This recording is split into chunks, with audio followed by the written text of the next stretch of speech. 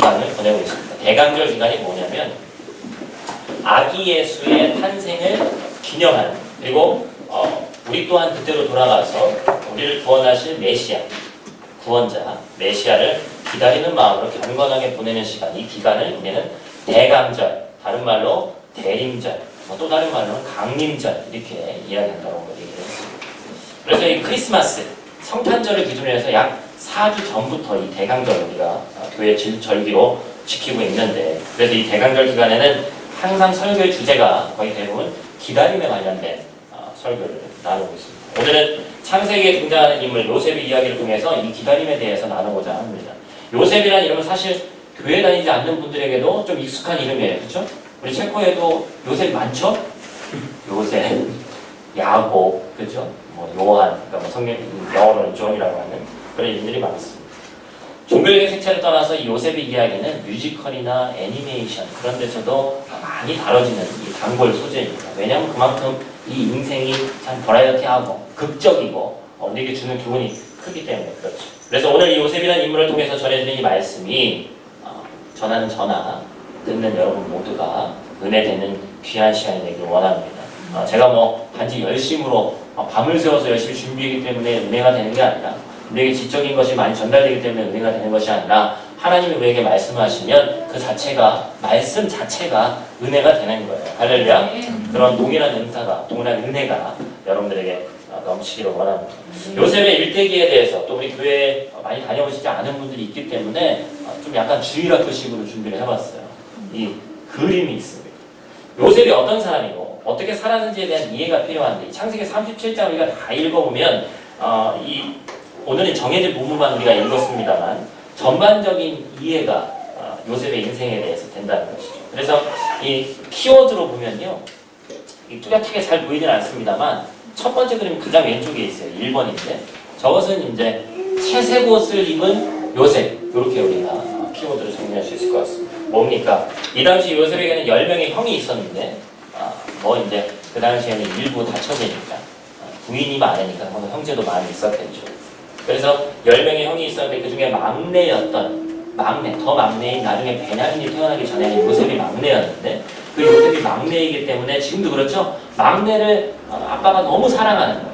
그래서 이 형들은 평범한 옷을 입고 있는데 이 막내 요셉에게만 채색 옷. 지금은 따지면 뭐 그냥 이름도 모르는 메이커를 형들이 입었다면 요셉은 맨날 노스페이스 그런 거 입고 다니는 거예요. 롱패딩 그런 거 입고 다닌다고 생각하시면 되겠습니다. 그러니까 사랑을 독차지하는 그런 아들이었다는 것이죠. 그러니까 아버지가 유난히 막내를 사랑하는데 형들도 막내를 이렇게 사랑하면 좋겠는데 그게 아니었다는 거죠. 형들은 나중에 보니까 오늘 본문 말씀 읽었습니다만 질투에 사로잡히게 됩니다. 두 번째, 세 번째 그림에 등장하는 키워드는 두 번째, 세 번째죠. 꿈입니다. 꿈. 요셉이라는 사람을 한 단어로 정의할 때는 꿈이다, 이렇게 이야기할 수 있죠. 꿈의 사람 요셉. 요셉은 꿈꾸는 소년이었습니다. 오늘 우리가 읽은 본문 바로 앞에 나오는 내용인데, 요셉의 형들의 곡식단이 자신의 곡식단에게 절을 하고 있는 거예요. 그 꿈을 꿨어요. 그리고 해와 달 그리고 11개의 별들이 자신에게 절하는 꿈을 또 꿉니다. 꿈을 꾼 것까지는 좋았는데 이 꿈을 아버지와 형제들에게 이야기를 해요. 그때부터 뭐 그 전에도 미웠는데 더 미운 톤이 이제 바뀌기 시작한다는 것이죠. 누가 봐도 오해의 소지가 충분한 가장 막내에게 온 가족이 머리를 조아리게 된다는, 그 당시에 상상하기 힘든 내용을 요셉이 가족들에게 이야기를 합니다. 근데 결국에 모든 형제들에게 공공의 적이 되고 말죠. 네 번째 키워드는 뭡니까? 바로 구덩이죠. 구덩이에 빠진 요셉. 오늘 우리가 같이 읽은 본문의 말씀입니다. 19절 말씀에 보니까 오늘 같이 읽은 말씀이죠. 뭐라고 써있습니까? 서로 이르되 꿈꾸는 자가 오는도다. 그럼 강준민 목사님이 쓴 책 제목이 미국의 캐나다죠. 강준민 목사님이 쓴 책의 이름이 꿈꾸는 자가 오는도다. 꿈꾸는 자가 오는도다. 뭐가 되게 있어 보이죠? 그게 아니에요. 형들이 요셉을 비꼬기 위해서 한 얘기예요. 쉽게 얘기하면 뭐예요? 저 꿈쟁이 온다. 정신 이상한 놈 하나 온다. 이런 뜻이죠. 비꼬고 있는 거예요. 형들의 질투심에 의해서 요셉은 아버지의 사랑을 상징하는 채색 옷이 벗겨지고 구덩이에 빠지고 맙니다. 형들은 그를 죽이려고 하지만 천신만고 끝에 목숨을 구하게 되고 애굽, 지금 따지면 이집트의 노예로 전락당한 신세가 되는 거예요. 사랑받던 막내 아들에서 갑자기 노예의 신세로 전락하고 마는 게 요셉의 인생이죠. 그 다음에 다섯 번째 키워드는 뭡니까? 바로 보디발의 아내죠.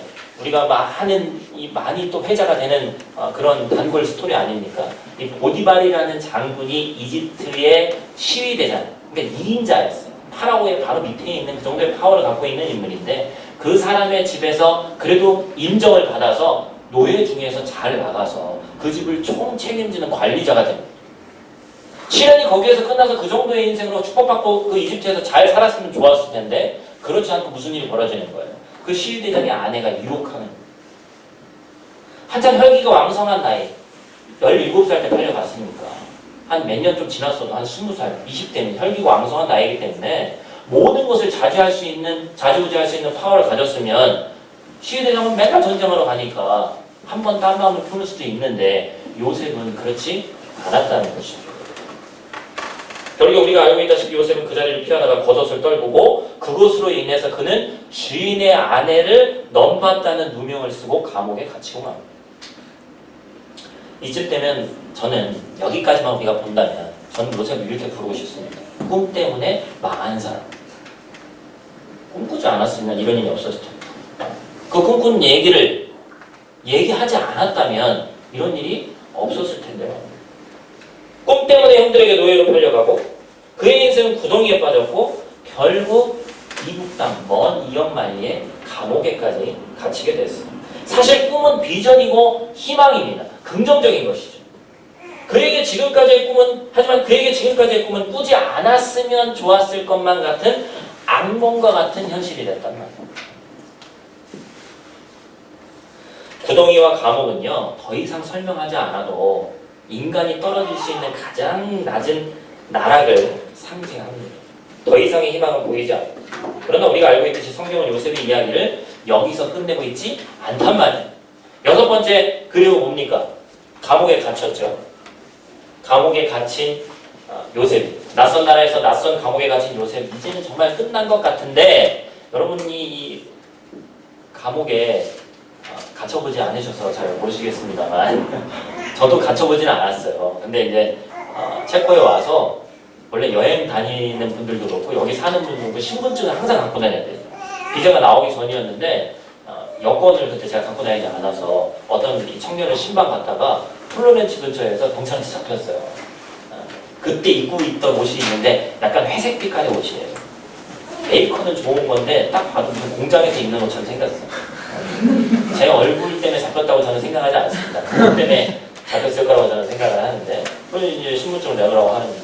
그때 뭐 영어고 체코고 다 잘 안 될 텐데 그래도 뭐 느낌이 있잖아요. 그래서 나 없다. 나 지금 이제 비자 이제 곧 나올 거다. 이제 안 되는 영어로 열심히 설명했습니다. 그랬더니 이제 경찰이 얘기하잖아요. 여기서 뭐 어떻게 하면 2,000골은 경찰서 가서 뭐 조서 쓰면 200골은이라는 거예요. 또 그 얘기를 또 이렇게 알아들었어요. 가자. 나 그냥 바쁜데 그날 또 예배 있는 날이야. 쫄래쫄래 따라갔습니다. 근데 경찰서를 딱 들어가는 순간 체코 경찰서 여러분 외국 경찰서 말고 그런 어떤 사건 사고 관련된 경찰서 한영이는 가봤을 거고 이것저것 도와준다고 한영이가 잘못해서 갔다는 얘기가 아니고요. 그래서 딱 들어갔는데 정말 무슨 영화에 나오는 2차 세계대전 당시에 있는 그러한 경찰서 같은 거예요. 다 뜯어지고 창살 있고 그 창살 안에는 흑인들이 막 흐느껴 얼고 있습니다. 그러니까 불법 거주자들이죠. 제가 그걸 보는데 너무 막 세상 말로 쫄리는 거예요. 여기에 있는 지금 21세기를 살아가고 있는 우리에게도 감옥이라는 현실은 상상하기조차 싫은 곳입니다.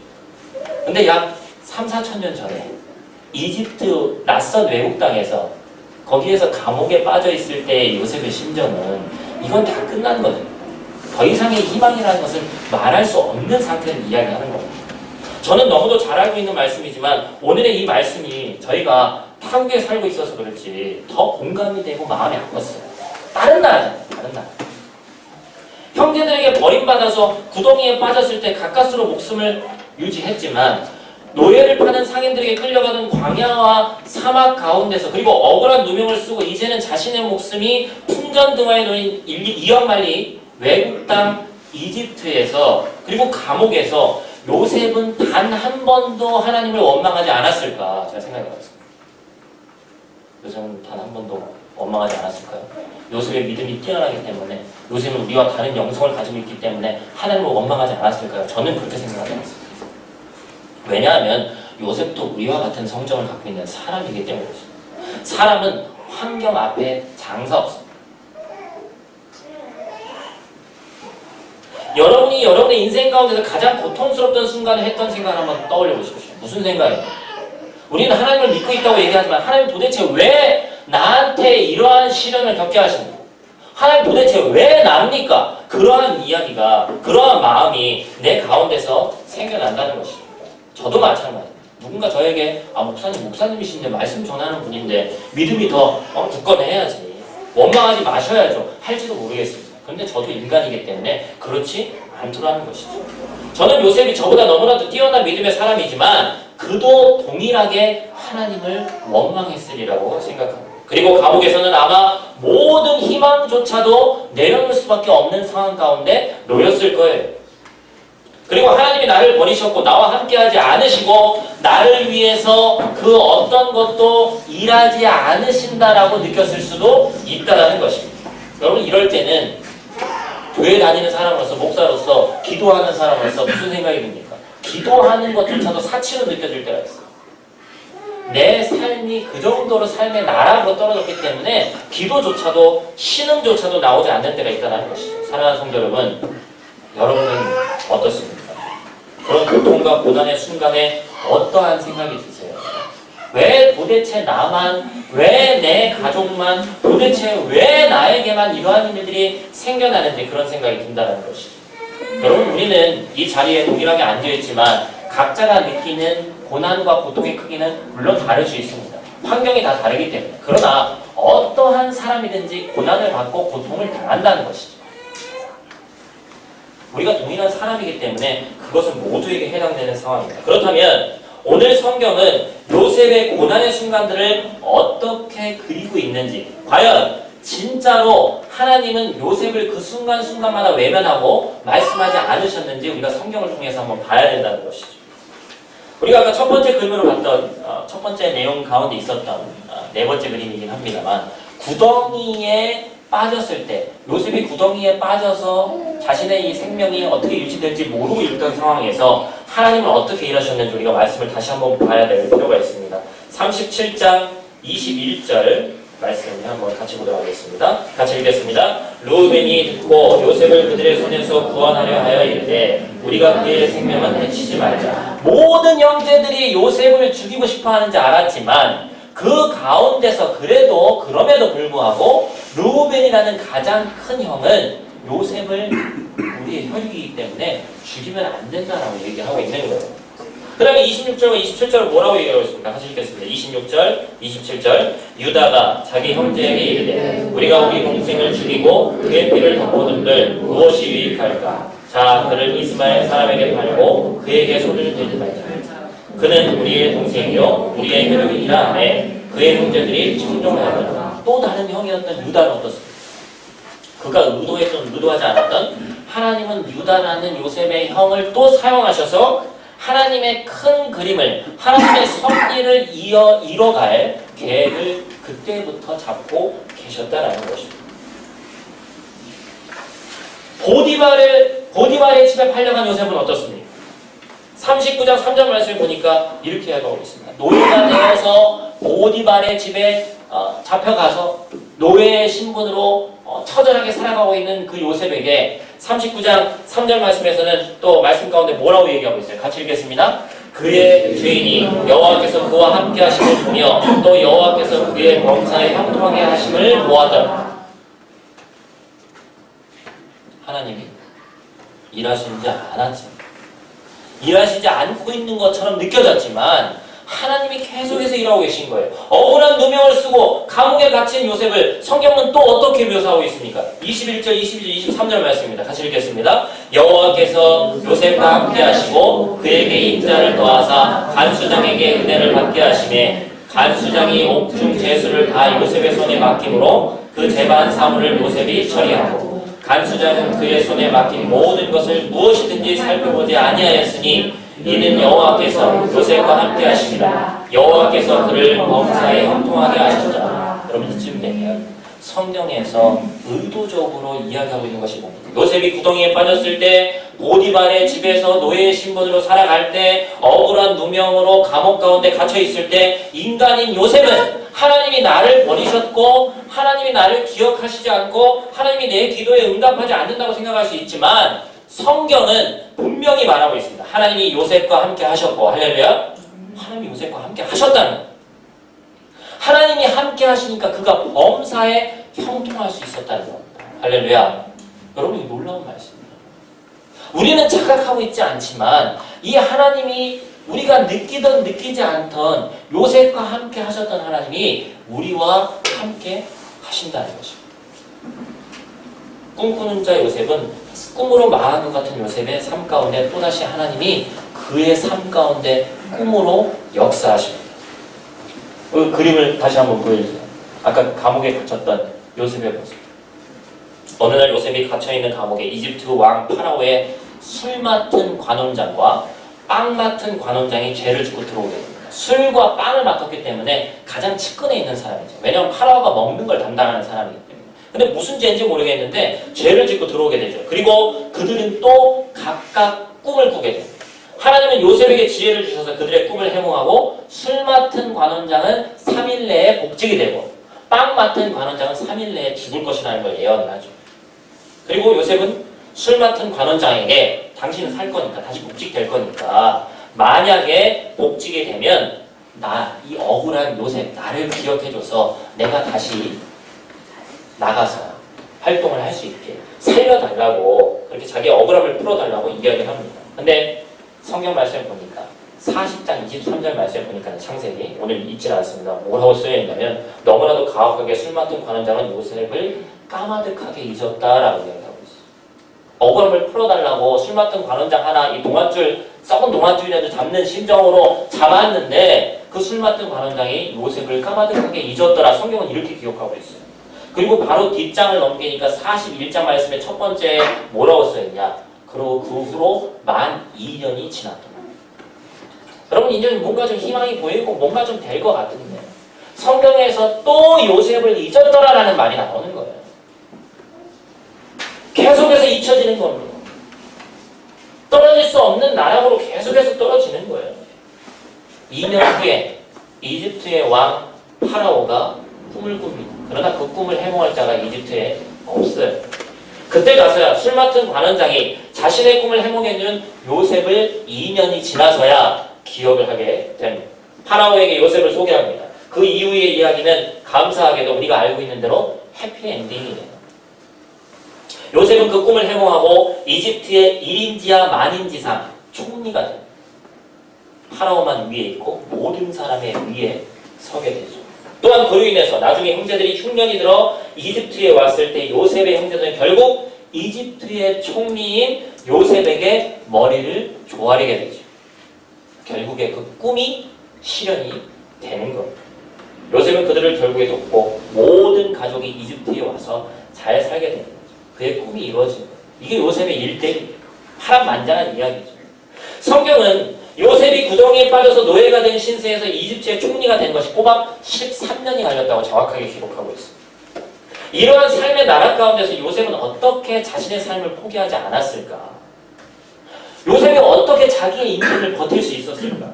과연 어디에 그 원인이 있을까? 그것은 간단합니다. 요셉은 꿈꾸는 자였기 때문입니다. 한번 따라해보겠습니다. 요셉은 꿈꾸는 자였다. 꿈꾸는 자였어요. 그리고 그 꿈을 주시니까 하나님임을 알고 그 꿈을 믿는 자였어요. 말씀 가운데 나눈 것처럼 이것은 단 한 번도 흔들리지 않는 믿음을 의미하는 것이 아니에요. 흔들리지 않았다는 걸 얘기하는 게 아닙니다. 그가 한 번도 하나님을 원망하지 않은 자라고 말하는 것이 아닙니다. 한 번도 헛된 마음을 품지 않았다라고 얘기하는 것이 아니에요. 그러나 그는 끝까지 하나님이 주신 꿈을 붙잡았습니다.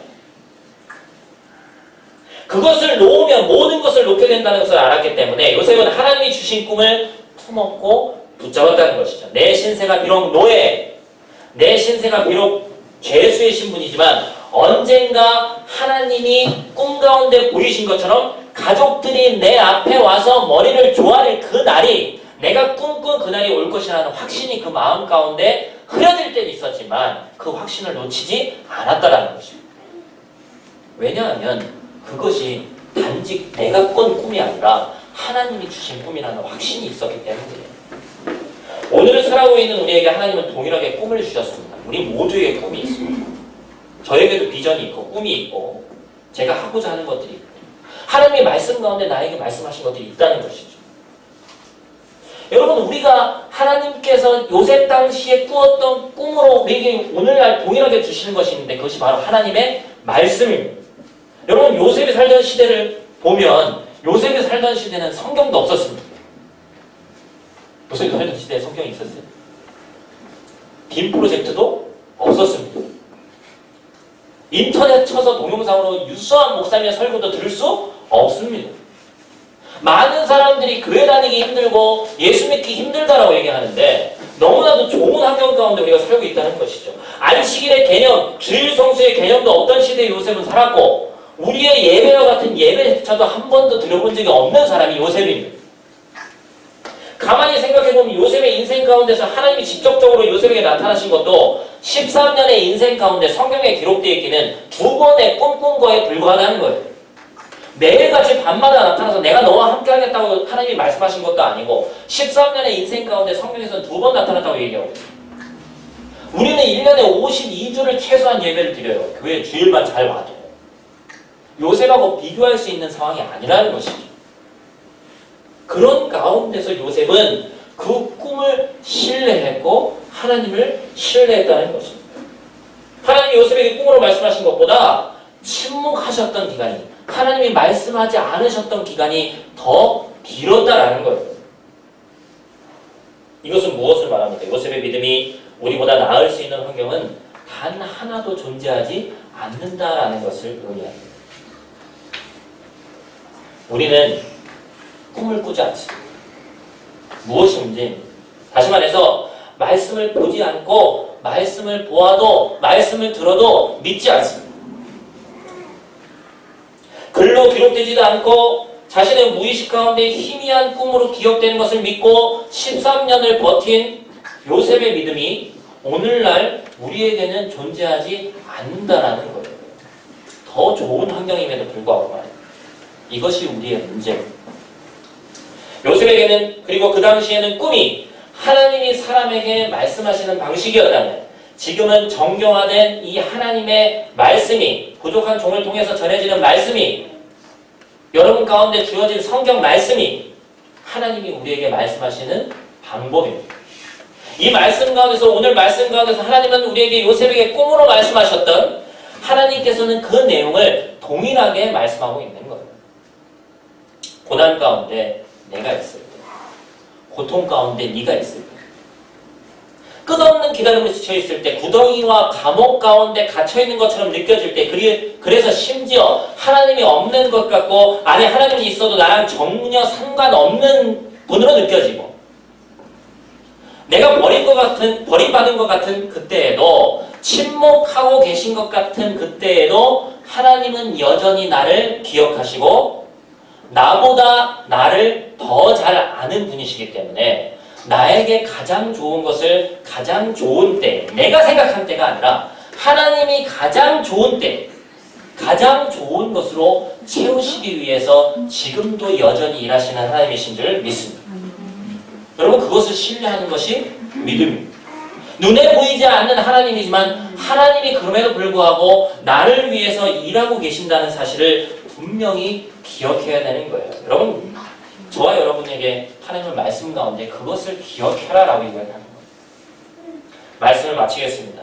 하나님의 큰 계획이 이루어지는 현장에 있는 사람에게 우리는 그 큰 그림을 다 볼 수 없기 때문에 항상 기쁨과 감사가 넘칠 것이라고 생각한다면, 쉽게 얘기해서 교회 안에 나온다고 맨날 좋은 일만 일어나고 돈 많이 벌고 축복받고 좋은 일만 생길 것이라고 생각하는 사람은, 그것이 기독교 신앙의 전부라고 생각하는 사람은 큰 오산입니다.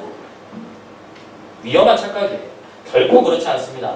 하나님의 섭리, 다시 말해서 하나님의 뜻이 이루어져 가는 과정 가운데 있는 한 사람에게는 그 현실은 어떨 때는 절망과 참혹함으로 채워진 물구덩이일 수도 있고 아무 희망도 없는 빛 하나 들어오지 않는 감옥 같은 현실일 수 있어요. 교회에 나온다고 모든 일이 만사형통되고 우리가 잘 되는 일이 무조건 있는 것이 아니라는 것이죠. 그러나 여러분 이것 하나는 분명한데 그것을 기억해야 됩니다. 우리를 지으신 하나님의 계획은 너무나 크고 위대해서 우리의 감각으로 이해할 수 없고 온전히 다 알 수 없다는 거예요. 우리 아까 찬양하지 않았습니까? 그의 생각이란 찬양이 뭡니까? 그의 생각 셀 수 없고 우리가 하나님의 생각을 다 알 수 있으면 그게 하나님이 아니시죠. 우리는 하나님의 계획을 다 알 수 없습니다. 어떻게 우리가 하나님의 계획을 다 알 수 있습니까? 그리고 우리 마음 가운데 말씀을 듣는 가운데 하나님이 우리를 지으셨기 때문에 나보다 나를 더 잘한다는 것을 인정하기를 원하시는 거예요. 성경에서는 뭐라고 말씀하고 계십니까? 하나님께서 우리의 머리카락도 세신다고 말씀하고 있어요. 인간의 범주를 벗어나는 거예요. 하나님이 나보다 나를 더 잘한다. 여러분 부부 사이에도 남편과 아내가 있으면 또 이제 뭐 연인 가운데도 가장 여러분 많이 중요하게 여기는 게 뭐예요? 상대방이 내 마음을 알아줄 때 그때 가장 기쁘죠. 연차가 지나면 지날수록 좋아하는 것과 싫어하는 것을 다 알게 됩니다.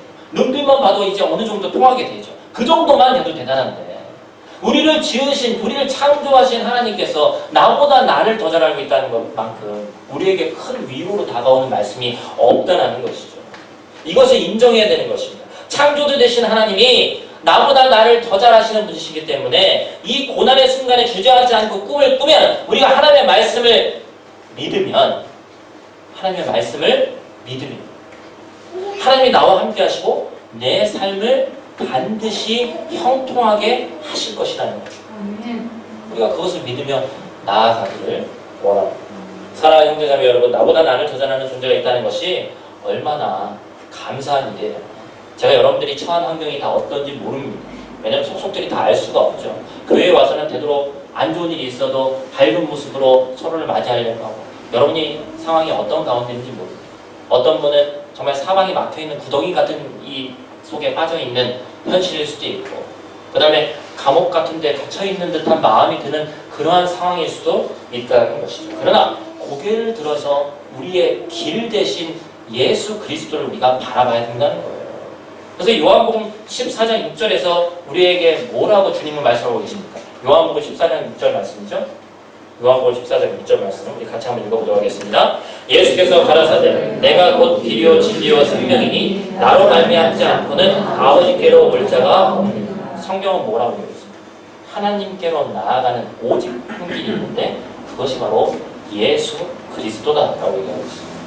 예수 그리스도를 믿으면 그 길이 열리는 것이고 예수 그리스도를 믿지 않으면 그 길이 열리지 않는다라는 거예요.